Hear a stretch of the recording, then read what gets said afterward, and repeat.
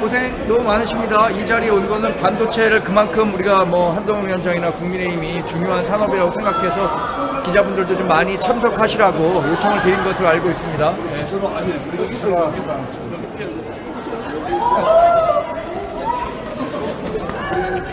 잠시 양해해 주십시오. 네.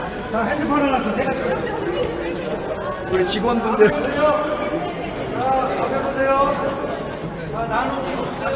나누기수로 직원분들 사진 찍으시면 예. 저희 공식 행사 때문에요. 한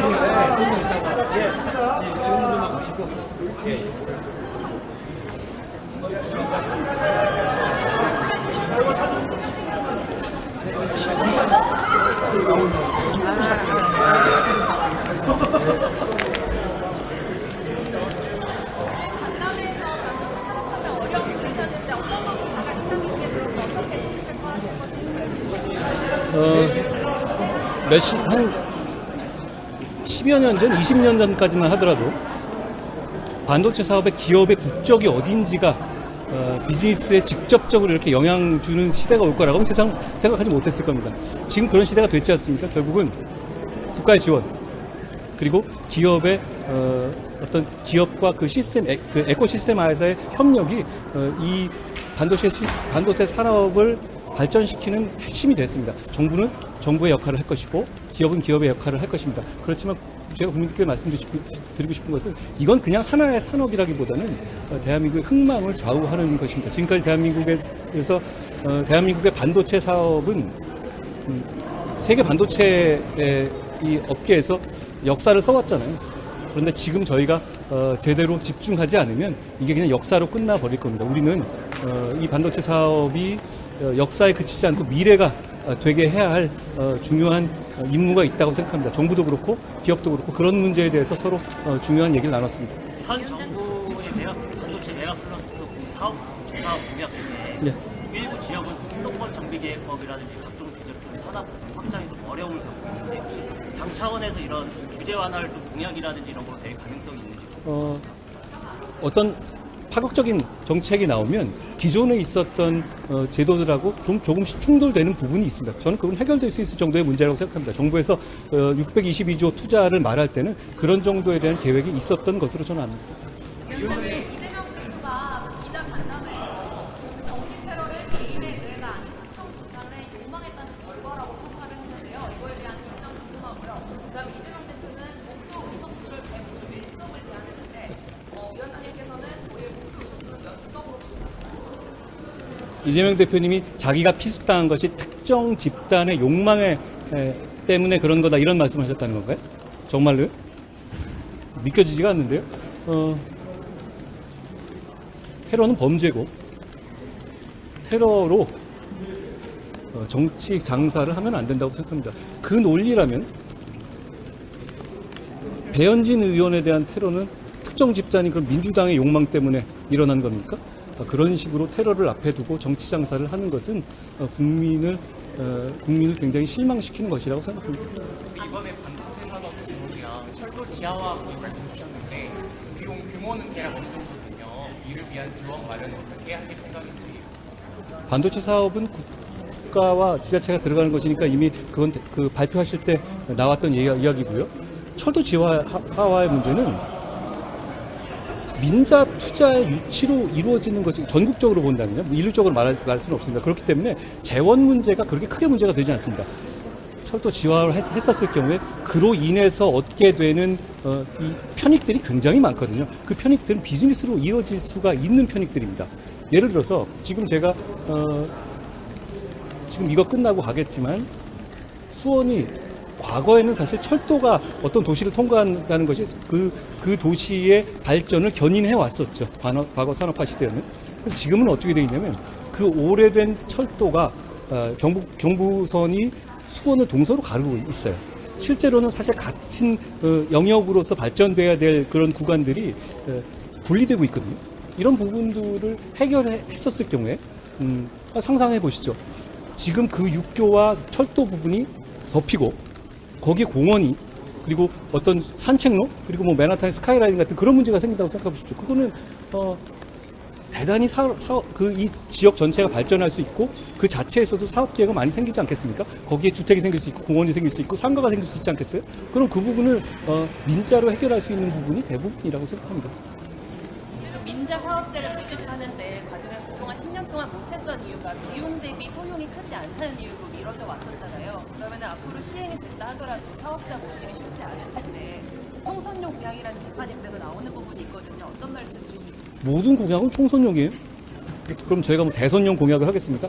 중요한 것은 이것이 다른 지역들하고 저희가 하려는 것이 수원만 하려는 게 아니잖아요. 그렇죠? 이걸 원하는 지역들은 많이 있을 겁니다. 그럼 이건 부모의 경제가 생길 것이에요. 그리고 원하는 곳들에서 이걸 할 수 있는 업체들이 그렇게 많지는 않습니다. 그렇지만 이게 어떤 시스템으로서 하나의 어떤 모델로 가서 이어진다면, 전국적으로 간다면 저는 그 문제 해결될 수 있다고 봅니다. 그리고 이게 이루어졌을 때 얻을 수 있는 시민의 편익이 너무 크지 않습니까? 그 부분이 저는 일단 저는 시민들께서는 좋아하시리라고 확신합니다. 좋아하시겠죠? 그렇지 않겠습니까? 좌우를 가르고 있고 이 길을 건너는 길이 한 1km 가야 있고 이렇게 돼 있잖아요. 그럼 양쪽의 소득이라든가 경제라든가 이런 부분들이 상권이 통합될 수 없고 주택이라든가 경제적인 어떤 격차가 생길 수밖에 없지 않습니까? 제가 이번 총선에서 저희가 추구하고 싶은 주요 공약 목표 중에 하나는 격차 해소라고 봤죠. 이런 부분도 마찬가지입니다. 그러니까 이 격차 해소가 큰 이념적인 담론으로서 어떤 뭐 계급 투쟁한다 이런 문제로 가가지고는 해결은 안 될 겁니다. 그렇지만 이런 현실적인 장막들을 걷어내는 것만으로도 저는 격차 해소에서 상당 부분 이뤄낼 수 있다고 생각합니다. 제가 말하는 격차 해소는 실질적으로 실천해서 바로바로 가시화할 수 있는 격차 해소거든요. 이런 걸 말씀드리는 겁니다. 자, 여기 이제 질문 한 2개 정도만 더 받겠습니다. 예. 기자회견에서 청산해야 할 건 운동권이 아니라 검사 독재라고 주장을 했는데 어떻게 생각하십니까? 그냥 아무 말이나 막 하시는 것 같은데요. 그리고 지금 본인도 운동 586, 686 운동권을 청산하려고 그러시는 거 아니에요? 임종석 배제하려고 그러는 거 아닙니까? 거기서 자기를 지지하고 천하남 원툴인 사람 밀어 넣으려고 하는 거 아닌가요? 중요한 것은 그렇게 레토릭 장사가 문제가 아니라 진짜 시대 정신이 뭐냐는 것이죠. 검사 독재라는 게 있어요? 그게 무슨 말이죠? 검찰은 국민을 범죄로부터 보호하는 중요한 국민의 도구일 뿐이에요. 그렇죠? 그러면 그 도구 자체를 악마화하는 것은 국민을 범죄로부터 보호하는 역량을 줄어들게 하는 거란 말입니다. 그럼 검찰 독재? 검사 독재? 그럼 글쎄요. 그러면 민주당에서는 이성윤도 나오고 신성식도 나온다고 하잖아요. 그럼 그 사람들이 독재를 한다는 뜻입니까? 그렇게 말할 수 있는 부분이 아니죠. 현실에 없는 얘기를 만들어서 현실에서 자기가 받고 있는 여러 공격 포인트를 피하려는 것은 저는 적당하지 않다고 생각합니다. 저는 아까 제가 그 기자회견 못 봤는데요. 거기서 그분 법카 뭐라고 하던가요? 법카 얘기 안 물어보셨어요? 저는 이렇게 매일 인터뷰를 하잖아요. 그분은 진짜 간만에 기자들과 문답을 한 것 같은데 그런 거에 대한 문답이 없었습니까? 혹시 시간이 모자라서 질문이 안 나온 거라면 제가 한번 물어보고 싶어요. 첫째, 법카 본인이 쓴 거 맞습니까? 둘째, 만약에 민주당의 어떤 예비 후보자가 기업이든 국가든 법카를 자기 샴푸 사고 초밥 사 먹고 자기 와이프한테 주고 이렇게 쓴 게 드러났다. 그런 게 걸렸다. 그러면 공천할 겁니까? 셋째, 이런 질문 안 받고 도망다니는 거 부끄럽지 않습니까?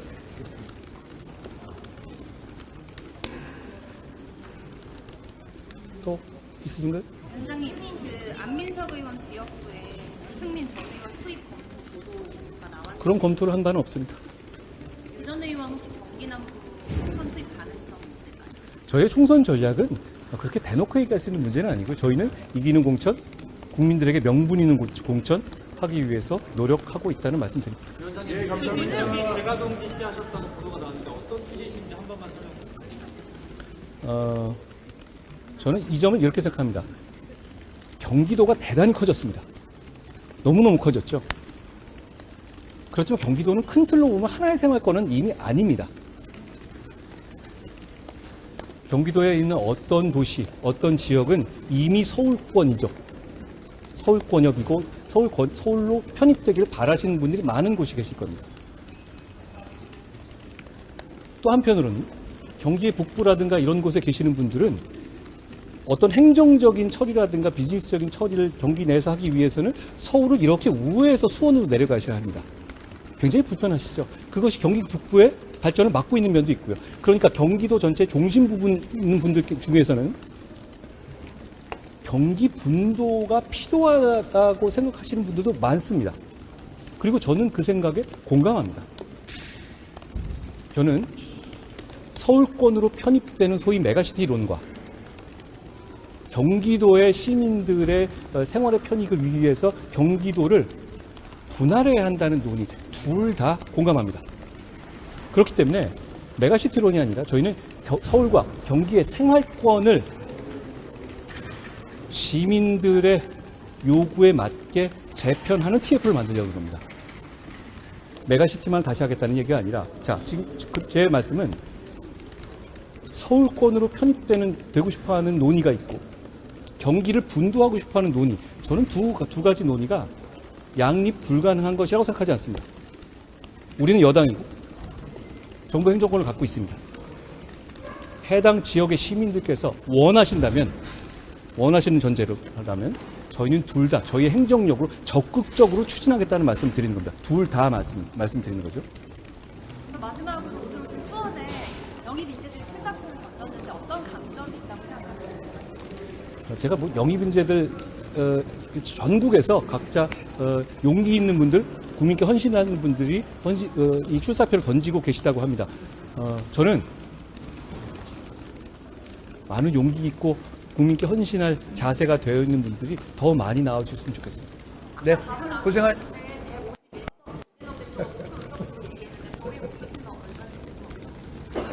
저는 정말 국민들께서 저희를 선택해 주셨으면 좋겠습니다.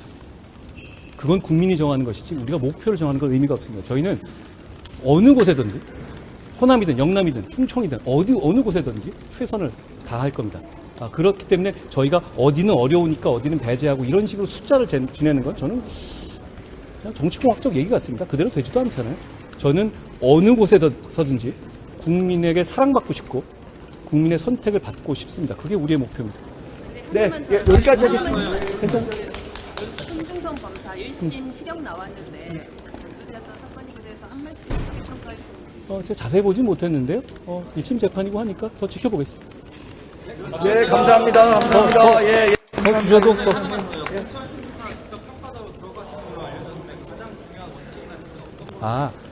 그게 또 마치 뭐 제가 다 평가할 것을 좀 쓰셨는데 그게 아니라 공차는 여러 가지 그 요소들이 있잖아요. 그 중에서 당 기여도 평가를 저와 원내대표가 하는 것이 적절하다는 판단에서 공관이 정하는 것이거든요. 어떤 평가나 기준이 제가 늘 말씀드렸다시피 저는 선당 후사할 필요도 없다고 생각해요. 선민 후사입니다. 그게 기준입니다. 네, 고생하셨습니다. 다음 일정입니다. 고맙습니다. 예, 고생하셨습니다. 아니, 다음 일정이. 아니, 이재명 대표가 아까 신년 기자회견하면서 그 보편적 출생 지원, 출생 기본소득 언급하면서 여야정 산학연을 아우르는 전국민 저출생 대여기구 만들자고 했는데 제가 그거 봤는데요. 그 돈은 어디서 나오는 겁니까? 그 재원은 어디서 나오죠? 그 재원 전부 다 결국은 국민의 혈세이죠.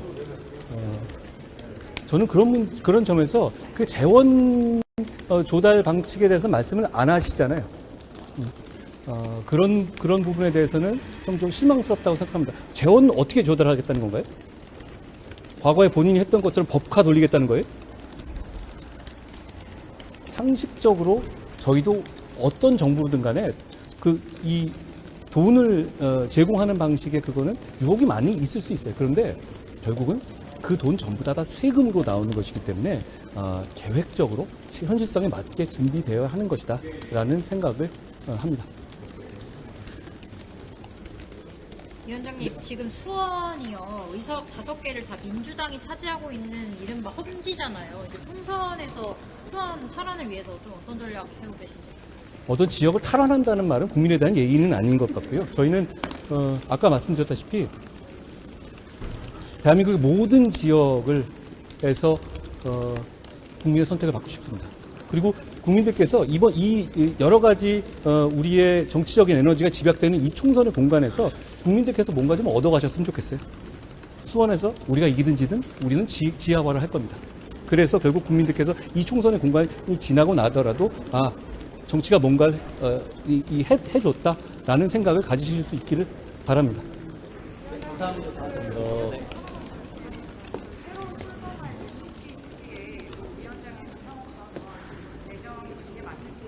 그렇지는 않고요. 제가 지금 준비가 돼 있는데 한번 내일이나 말씀드리겠습니다.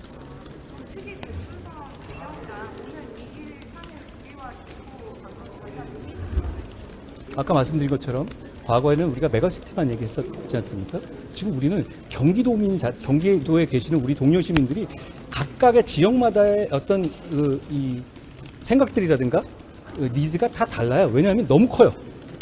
그리고 경기도민이다라는 말로 묻기에는 너무너무 다른 이 생활을 하고 계시거든요. 그렇기 때문에 경기도에 계시는 그 지역의 시민이 원하시는 것을 다만 이제 행정구역의 재편이 필요하다는 건 저는 공감합니다. 그게 서울로 그 재편되는 것이든 아니면 경기도가 너무 커서 비효율적으로 움직이는 것을 나누게 되고 예를 들어서 북쪽에다가 만약 경기북도가 나눠진다면 북쪽에 어떤 그 새로운 중심 도시가 생기고 새로운 어떤 생활권이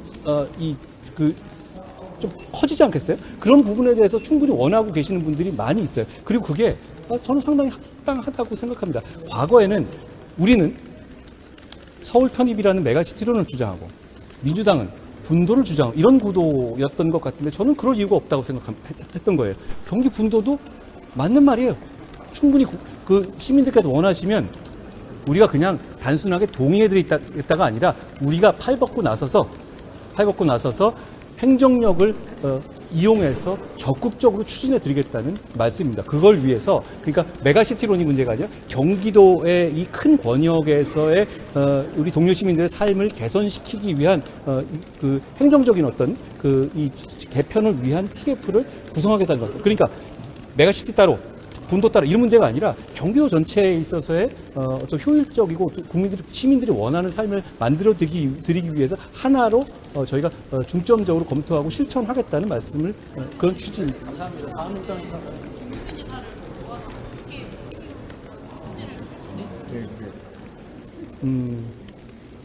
저는 정치는 누가 이기는 게 중요한 게 아니라 무엇을 하느냐가 중요하다고 생각합니다. 서로 생각이 같다면 누구랑 같이든 못할 이유가 뭐가 있겠습니까? 중요한 건 이 길의 끝에서 경기도의 시민들께서 만족할 만한 결과가 나오는 겁니다. 저희는 그것만 보고 하겠습니다. 네, 여기까지입니다. 예, 고맙습니다. 예, 수고하셨습니다. 네, 다음 일정 가겠습니다.